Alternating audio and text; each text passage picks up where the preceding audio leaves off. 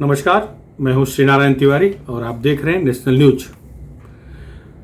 महाराष्ट्र के सर्वश्रेष्ठ कहलाने वाले नेता राष्ट्रवादी कांग्रेस पार्टी के सुप्रीमो शरद पवार और प्रधानमंत्री नरेंद्र मोदी की मुलाकात को लेकर राज्य के मीडिया में, राज्य के लोगों में जो भी चर्चा हो, लेकिन दिल्ली की मीडिया, वो दिल्ली के नेता यही कह रहे हैं कि शरद पवार जी जिस भी उद्देश्य से आए थे शायद उद्देश्य पूर्ति नहीं हुई, खाली हाथ लौटे हैं शरद पवार, ऐसा दिल्ली की मीडिया कह रही है।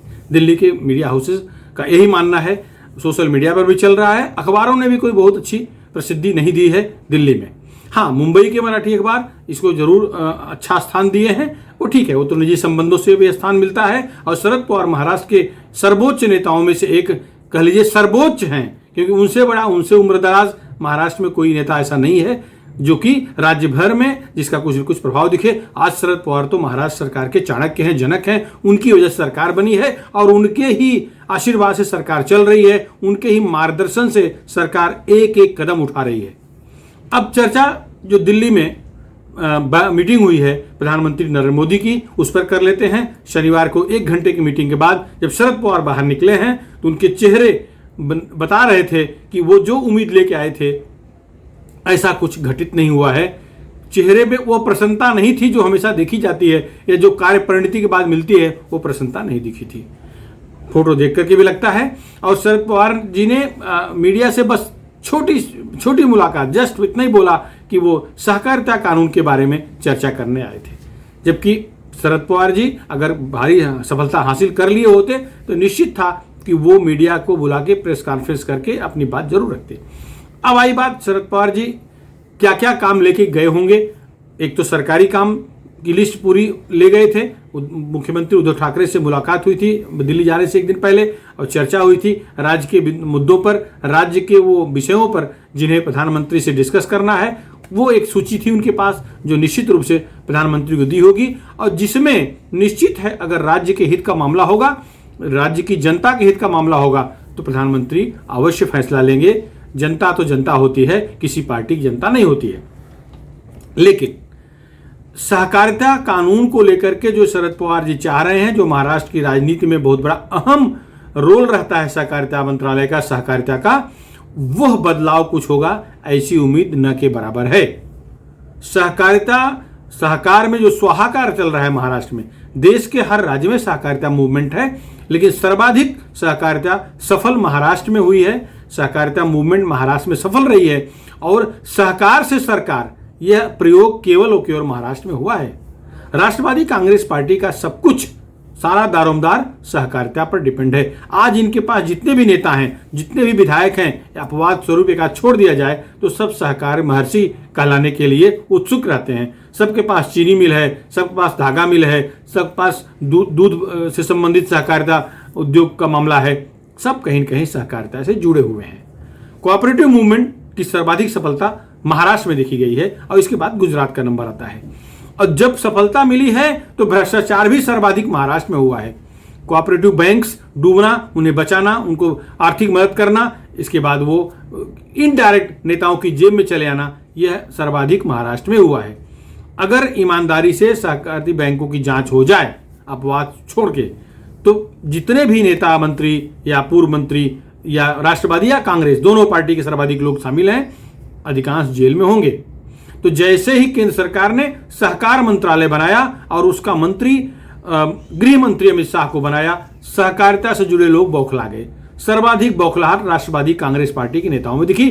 जितने मंत्री हैं आज राष्ट्रवादी कांग्रेस पार्टी के, 1-2 छोड़ करके वो सब सहकारिता मूवमेंट से आए हैं। आज के भी गृह मंत्री, पूर्व गृह मंत्री अनिल देशमुख का भी हाथ है, उनका ईडी इंक्वायरी चली रही है, सीबीआई इंक्वायरी चली रही है, एनआईए भी इंक्वायरी भी उनके इर्द गिर्द घूम रही है। मौजूदा गृह मंत्री दिलीप वलसे पाटिल के पास भी चीनी मिल है, ये भी सहकारिता क्षेत्र के एक जाने माने दिग्गज हैं। पूर्व गृह मंत्री राष्ट्रवादी कांग्रेस बड़े नेता जयंत पाटिल चीनी मिल मालिक हैं, धागा मिल है मालिक, मतलब सहकारिता के प्रमुख पद पर है चीनी मिल पे। शरद पवार जी सहकारिता महर्षि ही कहलाते हैं, सहकार महर्षि ही हैं। तो ये बैठक सहकारिता कानून में संशोधन कराने के उद्देश्य से हुई थी, ऐसा शरद पवार जी भी प्रत्यक्ष अप्रत्यक्ष रूप से कह चुके हैं, लेकिन लगता है कोई फायदा नहीं हुआ है। इस समय देखिए भारत में दामादों के दिन संकट वाले दिख रहे हैं। कांग्रेस पार्टी के राष्ट्रीय दामाद प्रियंका वाड्रा के पति रॉबर्ट वाड्रा अपने ढंग के संकट में हैं। वो देश जान रहा है, बताने की आवश्यकता नहीं है। वो उनको बहुत बड़ा किसान कहा जाता है, उनसे बड़ा कोई किसान ही नहीं है। उनको बताते हैं कि पैदा जरूर ठठेर खानदान में हुए थे, वडेरा ठठेर खानदान में, जो बर्तन बनाते हैं, कांसे का बर्तन उत्तर प्रदेश में बनाते हैं, पश्चिमी उत्तर प्रदेश तरफ। लेकिन इसके बाद बहुत बड़े लैंडलॉर्ड बन गए। आज उनसे बड़ा लैंडलॉर्ड शायद ही भारत में कोई हो। महाराष्ट्र के दामादों की बारी आ जाए तो देखिए, भाजपा के वरिष्ठ नेता पूर्व मंत्री एकनाथ खड़से जी राष्ट्रवादी नेता हो गए हैं। उनका दामाद आज जेल में है। राष्ट्रवादी कांग्रेस दूसरे बड़े नेता नवाब मलिक, उनके भी दामाद केंद्रीय एजेंसी के चक्कर में जेल में हैं। और कौन कौन दामाद जेल में जाएंगे, इसकी सूची आप लोग निकालिए। आप लोगों को मालूम होगा। आप जगह जगह बैठे हैं, आप दर्शक हमारे हैं, विद्वान हैं, आप लोग निकालिए और अपने कमेंट बॉक्स में बताइए। चर्चा तो महाराष्ट्र में ये भी हो रही है कि शरद पवार जी की सुपुत्री सुप्रिया सुले, इनके पति भी बहुत बड़े सहकार महर्षि, उद्योग महर्षि, किसान इस तरह से हैं। मैं कुछ और नहीं कहना चाह रहा हूं, लेकिन दामादों पर जिस तरह संकट आया हुआ है, कहीं ये संकट उस तरफ तो नहीं घूम रहा है। ठीक है, ये भगवान करें वो सुरक्षित रहें, न घूमे संकट। शरद पवार जी अपनी सुपुत्री को मुख्यमंत्री बनाना चाहते हैं तो उनके पति पे कोई संकट आए, ऐसा कोई नहीं चाहेगा। आई बात सरकार बचाने की।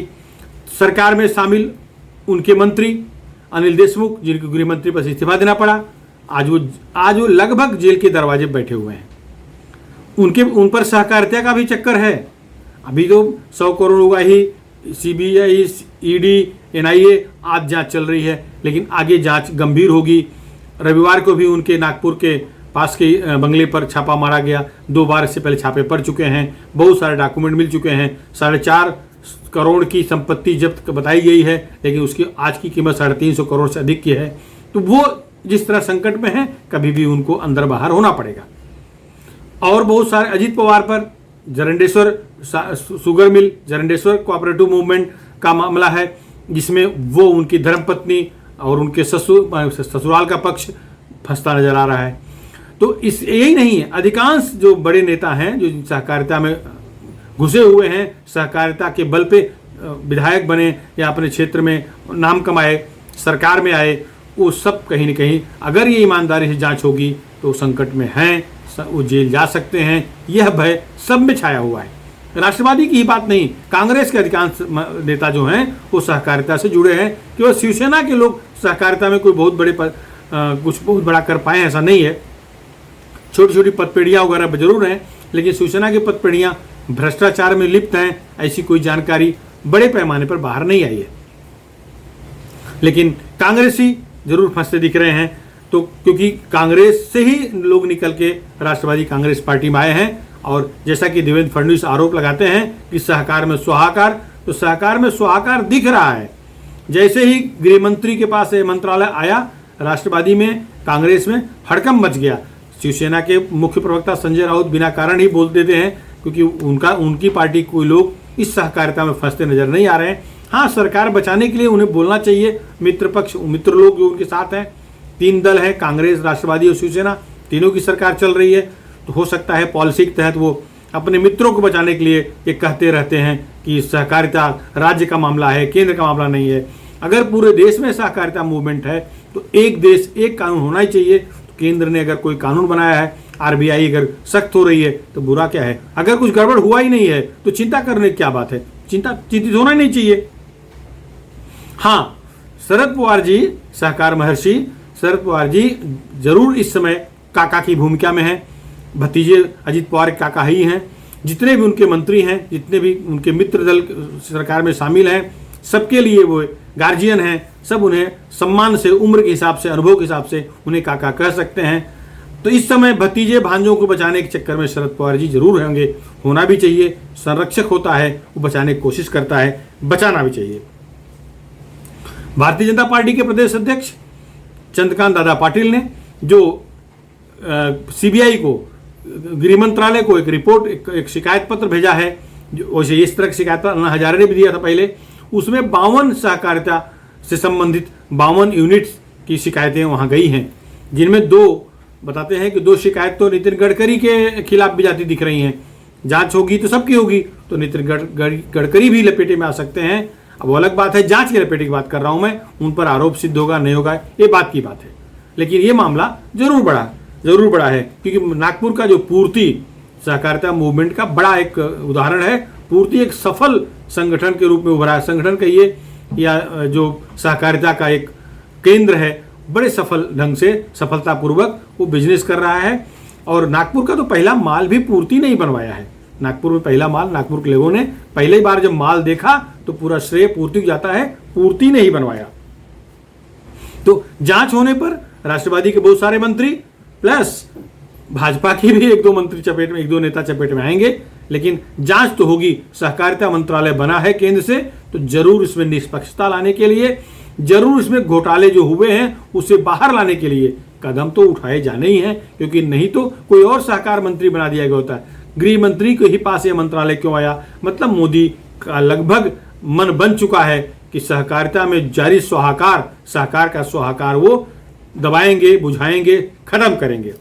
अब इससे कौन परेशान है ये आप अंदाजा लगा सकते हैं।